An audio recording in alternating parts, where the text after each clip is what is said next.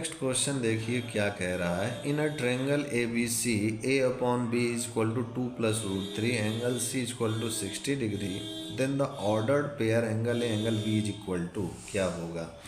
तो आइए इस क्वेश्चन को भी हम लोग सॉल्व करते हैं। तो यहाँ पर सबसे पहले तो मुझको यहाँ पर कह रहा है कि ए अपॉन बी का जो रेशियो है वो 2 + √3 है और एंगल सी 60 है।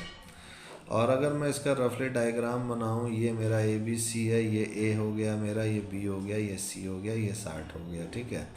तो angle A comma angle B क्या होगा मान, ये मुझसे पूछ रहा है। तो यहाँ पर सबसे पहले देखिए कि हमें पता है A upon sine A equal to B upon sine B equal to C upon sine C. ये किससे मुझे पता है? साइन रूल से, बाई साइन रूल से मुझे पता है। अगर मैं इसको के इक्वल मानूं तो ए आ जाएगा के साइन ए, बी आ जाएगा के साइन बी और सी आ जाएगा के साइन सी। तो ए अपॉन बी मैं अगर देखूं तो ए मेरा हो जाएगा के साइन ए और ये के साइन बी, दिस इज 2 + √3। अब ये के कट जाएगा तो यानी मेरे को क्या मिला, sine A upon sine B equal to 2 + √3 होता है, ठीक है। अब ये तो ये 60 है, यानी बचा कितना, यानी a + b का सम कितना आएगा, 180 - 60 यानी 120। अब इसमें पॉसिबिलिटी क्या है 120 होने की, ज़रा यहाँ ऑप्शन में देखें तो ये भी 120 हो रहा है, ये भी 120, ये भी 120, ये भी 120, लेकिन यहाँ पर एंगल देखें तो ये 2 + √3 है। तो इस 2 + √3 से हमें ये चीज़ पता है कि हमारी जो साइन 15 डिग्री की वैल्यू होती है वो √3 - 1/2√2 होती है, और जो कॉस 15 डिग्री की वैल्यू होती है वो √3 + 1/2√2 होती है। तो इससे हम गेस कर लेंगे आसानी से कि ये जो a की वैल्यू क्या होगी और b की वैल्यू क्या होगी, जिससे कि हमें 2 + √3 मिल जाए, ठीक है। तो अगर यहाँ आप देखें तो यहाँ अगर मैं निकालूँ cos 15 degree upon sine 15 degree, ठीक है, अगर मैं इनको डिवाइड करूं तो ये cos 15 डिग्री है √3 + 1/2√2 और साइन 15 डिग्री है मेरे पास √3 - 1/2√2। ये गया काम से, तो √3 + 1/√3 - 1 आ गया।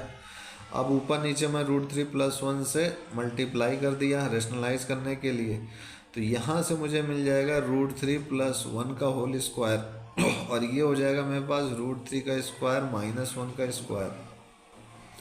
तो ये हो जाएगा मेरे पास √3 a + b के होल स्क्वायर से इसको एक्सपेंड करूँगा मैं, तो ये हो जाएगा 3 + 1 + 2√3 और ये हो जाएगा मेरे पास 3 - 1, तो ये हो जाएगा 4 + 2√3/2, तो ये हो जाएगा मेरे पास 2 + √3।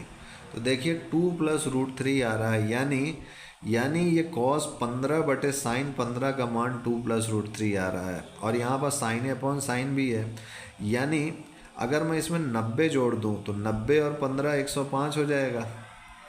यानी ये तो तय हो गया कि ये जो ए एंगल है वो 105 होगा, क्योंकि cos 90 + थीटा sin थीटा होता है।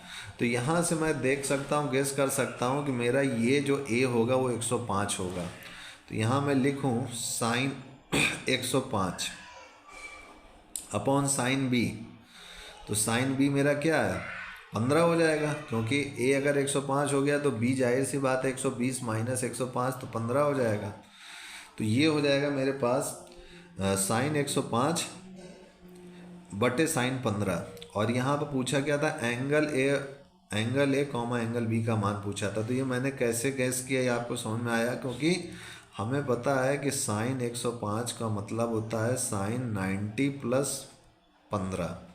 तो साइन 90 + थीटा क्या हो जाएगा cos थीटा cos 15, और ये देखिए cos 15 मेरा लिखा हुआ है, साइन 15, इनको सॉल्व किया 2 + √3 आ रहा है, और ये भी 2 + √3 है, यानी ये जो a का मान होगा वो 105 होगा और b का मान 15 होगा, यानी इसमें b ऑप्शन इसका करेक्ट होगा।